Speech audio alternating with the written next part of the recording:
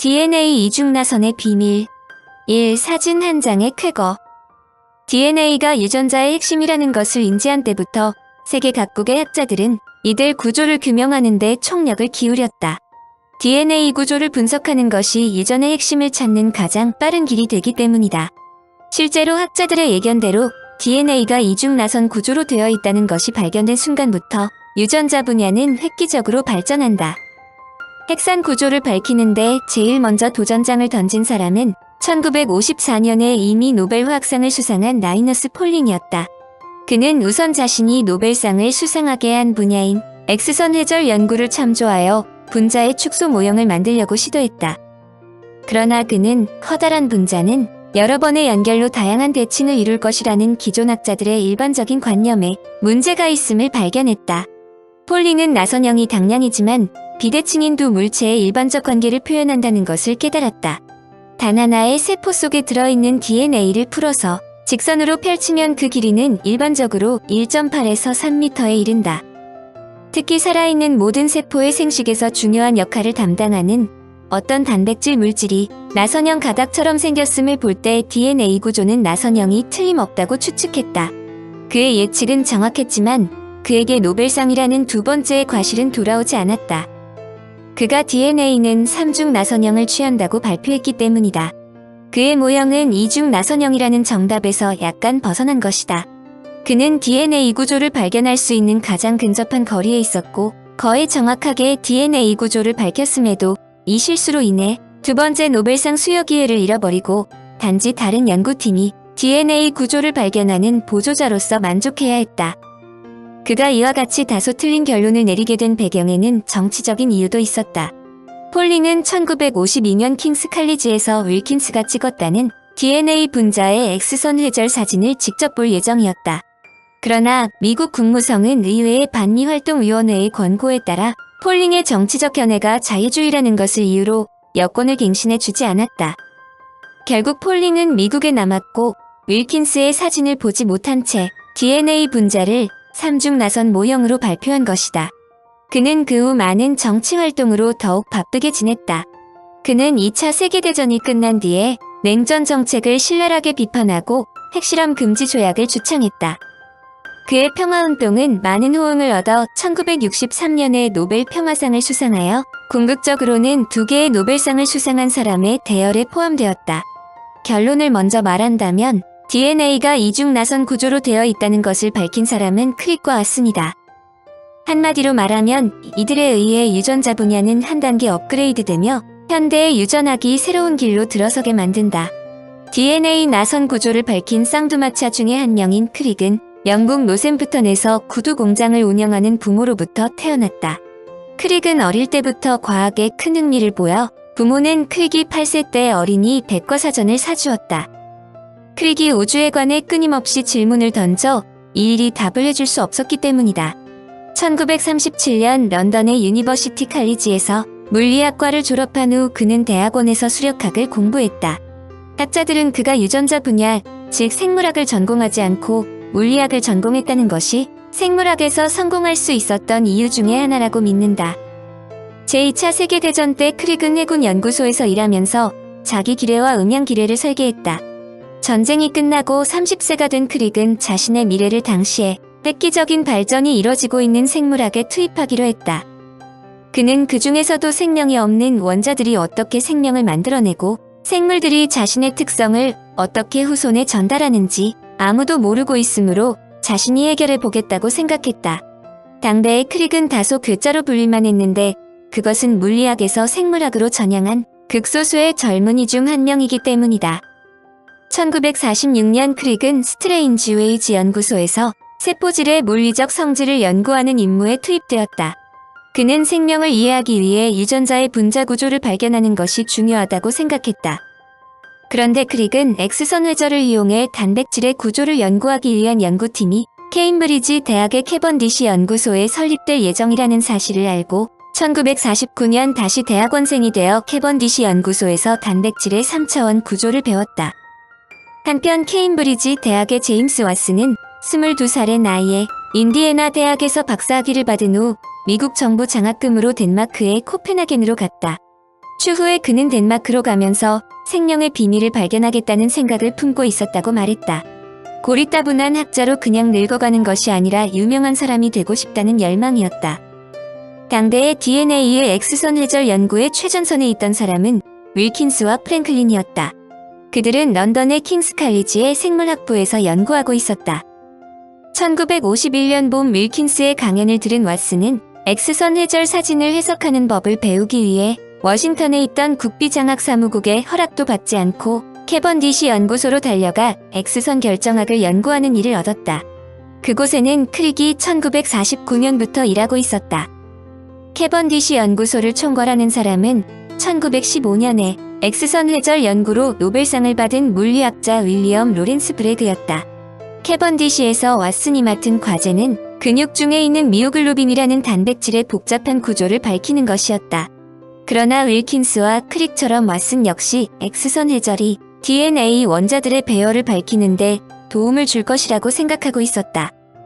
크릭과 왓슨은 1951년 가을 처음으로 만났고 두 사람 모두 거대 분자 DNA에 큰 관심을 갖고 있음을 서로 확인했다. 크릭은 훗날 다음과 같이 말했다. 왓슨과 나는 즉시죽이 맞았다. 우리의 관심사가 놀랍게도 똑같기 때문이기도 하지만 젊은 혈기의 오만함과 겁없는 패기, 그리고 느슨한 사고를 싫어하는 기질 등이 맞아떨어진 것도 크게 작용했다. 왓슨은 나보다 더 노골적이었지만 우리의 사고 과정은 매우 비슷했다. 문제는 두 사람 모두 캐번디시 연구소에 있지만 공식적으로 DNA를 연구하는 일을 맡고 있지 않았다는 점이다. 두 사람의 죽이 잘 맞았지만 크릭이 연구소장 브래그와 사이가 좋지 않다는 것이 문제였다. 그런데 크릭과 왓슨이 킹스 칼리지의 연구를 베끼려 한다는 정보가 브래그에게 들어갔다. 브래그는 두 사람을 불러 생명의 비밀을 찾는 비공식적인 연구를 중단하고 본연의 임무에 전념하라고 명령했다. 브래그의 명령을 듣지 않을 수 없으므로 그들이 취할 수 있는 단 하나의 방법은 은밀히 작업을 계속하는 것이었다. 또 다른 장애가 왓슨에게 닥쳤다. 1952년 1월 미국의 국비장학사무국이 왓슨이 코펜하겐을 떠나 캐번디시 연구소에 있다는 것을 알고 장학금과 급여 지불을 취소하고 즉시 미국으로 귀국하라고 명령했기 때문이다. 그러나 왓슨은 케임브리지가 마음에 든다면서 당장에 미국으로 돌아갈 생각이 없다고 당당하게 답장을 보냈다. 그런데 그들을 낙담시키는 정보가 들어왔다. 앞에서 설명했지만 라이너스 폴린이 DNA 구조를 거의 발견했다는 소문이었다. 1952년 1월 왓슨은 DNA 이물질을 찍은 X선 사진 음판을 현상했을 때 나선 자국을 발견했다. 크릭은 이를 보고 즉각적으로 DNA 구조가 직선이 아니라 나선이라는 것을 확신했다. 그러나 그들은 1952년 말까지 더 이상 진전을 볼 수 없었다. 나선이 얼마나 많은 가닥을 이루고 있는지에 대한 정보가 없었기 때문이다. 마침 라이너스 폴링의 아들이 캐번디시 연구소에 와 있었는데 그가 아버지의 논문 원고를 크릭과 왓슨에게 보여주었다. 폴링의 논문은 DNA 구조를 삼중 나선으로 묘사하고 있었다. 두 사람은 이미 삼중 나선 개념을 갖고 씨름한 적이 있었는데 그 개념이 틀렸다는 것을 알고 포기한 상태이므로 폴링의 잘못된 결론에 다소 위안을 받았다.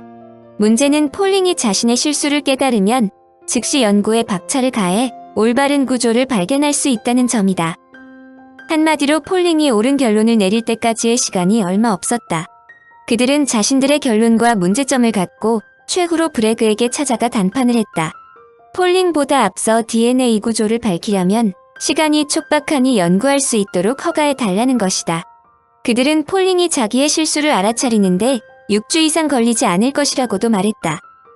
노벨상 수상자인 브래그가 그들의 설명에 동조하고 얼마간의 유예 시간을 주었다.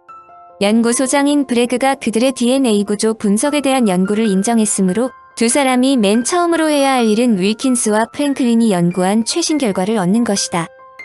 이때 윌킨스는 핵산 분자가 규칙성을 갖고 있으며 그것은 뉴클레오티드와 뉴클레오티드 사이의 거리보다 훨씬 더 큰 간격으로 반복된다고 발표했다. 그 역시 핵산 분자가 어떤 특정적인 반복 형태가 나타나는 나선의 형태를 갖고 있다고 했다. 결론을 말하자면 행운의 여신은 왓슨과 크릭 편이었다. 그들이 어렵게 윌킨스를 찾아갔는데 윌킨스는 아무런 생각 없이 자신의 연구원인 로잘린 프랭클린이 찍은 한 장의 사진을 보여주었다. 그것은 DNA 분자를 세로로 내다본 사진으로 꼬여있는 두 갈래의 DNA 줄기와 그것의 중심을 수직으로 싸고 있는 염기의 그림자를 보여주고 있었다. 그 지름은 20옴스트롱, 염기와 염기의 간격은 3.4옴스트롱 정도였다. 왓슨은 그 당시에 이를 다음과 같이 말했다. 그 사진을 보는 순간 나는 입이 딱 벌어지며 심장이 마구 방망이질 치기 시작했다. 폴린과의 경쟁은 이미 끝난 셈이다. 두 사람은 곧바로 캐번디시 연구소에서 이중 나선 모형을 만들기 시작했다. 그들의 설명을 들은 브래그 소장도 적극적으로 그들을 지원하기 시작했다. 그들의 작업은 생각처럼 빨리 진행되지 않았는데 미국의 결정학자 제리 도나휴가 매우 귀중한 정보를 제공했다. 도나휴는 수소 결합과 아데니는 팀인, 구아닌은 시토신과만 결합하는 특별한 양자역학 이론을 알려주었다. 이 정보가 두 사람으로 하여금 올바른 이론의 방향을 잡게 만들어주었다. 그들은 도나휴의 조언과 프랭클린의 사진을 기초로 마치 회전계단과 같은 모형의 당인산의 두 뼈대는 분자의 바깥쪽에서 서로 꼬여있고 그 속에 수소 결합으로 연결된 염기쌍이 들어있는 이중 나선의 구조 모형을 발표했다. 간단하게 말하면 폴링이 이미 발표한 3중 나선 구조를 2중 나선 구조로 바꾼 것으로 폴링이 발표한 지 겨우 2개월 후였다. 이것이 바로 제2차 세계대전 이래 과학 분야 중에서 가장 중요한 발견이라고 칭하는 이중 나선 구조의 발견이다. 그들의 발견은 생물학 전반에 혁명을 가져왔고 유전 연구 부분을 완전히 뒤바꾸었으며 의학에서도 광범위한 발전을 일으키게 했다. 왓슨과 크릭은 이후 많은 자료를 토대로 DNA 특성을 다음과 같이 발표했다. 1. DNA는 이중 나선 형태를 갖고 있다. 2. DNA 분자는 동일한 반경으로 되어 있다. 3. DNA 분자는 오른쪽 방향으로 돈다. 즉 DNA는 오른쪽으로 꼬여 있다. 4. DNA 분자는 역평형하다. 즉 두 사슬이 반대 방향으로 달린다. 5. DNA 분자는 두 줄기로 당과 인산기를 골격으로 해서 만들어진다. DNA를 이루는 기본 단위, 즉 당, 염기, 인산으로 이루어진 구조를 뉴클레오티드라고 부르므로 결국 DNA 분자는 뉴클레오티드가 연속적으로 결합된 고분자 화합물로 볼 수 있다. 각각의 뉴클레오티드는 매우 강한 공유결합으로 결합되어 있어 특정한 효소의 작용이 없으면 끊어지지 않는다. 6. 두 줄기의 DNA의 염기들은 반드시 아데닌은 티민과 시토신은 구아닌과 짝을 짓고 수소 결합을 한다. DNA의 결합은 특별한 규칙에 의해 이루어진다. 즉 아데닌은 티민과 결합하고 시토신은 구아닌과 결합하며 결코 다른 경우의 결합은 생기지 않는다. 상대편 DNA 골격에 매달린 염기의 순서는 반대쪽 염기 순서의 음화와 같은 관계가 있는 것이다. 나선 구조를 지퍼로 생각하면 이해하기가 쉽다. 염기는 지퍼의 이빨에 해당하고 당의 사슬은 이빨을 붙인 헝겊에 해당한다. 이 두 가닥이 서로 상호 보완적이며 수소로 연결되어 있는데 두 가닥이 풀렸다가 각 염기의 수소 결합에 의한 친화력으로 원래 구조와 재결합하기도 한다. 이적이며 DNA가 자기 복제의 안성맞춤의 구조를 가지고 있다는 뜻으로 이중 나선에서 풀려진 한쪽 염기의 배율법이 결정되면 자동적으로 다른 쪽 염기의 배율법이 정해지는 것이다. 따라서 나선 구조가 풀리면서 각각의 기둥의 새로운 뉴클레오티드가 차례로 붙어 새로운 DNA를 만들면서 새로 생겨난 DNA는 원래 DNA를 정확하게 복제하게 되는 것이다. 마지막으로 모든 생물체에서 분리되는 DNA의 구조는 X선 회절 및 화학적 구성으로 보아 서로 비슷하며 생물체 전반에 걸쳐 보편적인 유전물질임이 확실하다는 것이다. 같은 종의 개체들 사이에 있는 차이점과 다른 생물들의 개체 사이의 차이도 모두 DNA 분자 안에 연결된 4개의 염기 총수와 다양한 조합에 의해 결정된다. 크릭은 자신들의 발견으로 유전 분야에서 획기적인 발전이 이루어질 것을 노벨상 수상 연설에서 장담했다. 그의 장담은 사실이 되어 수많은 과학자들이 이를 해석하는 데 주저하지 않았다. 그들의 발견의 중요성은 단적으로 다음과 같이 설명된다.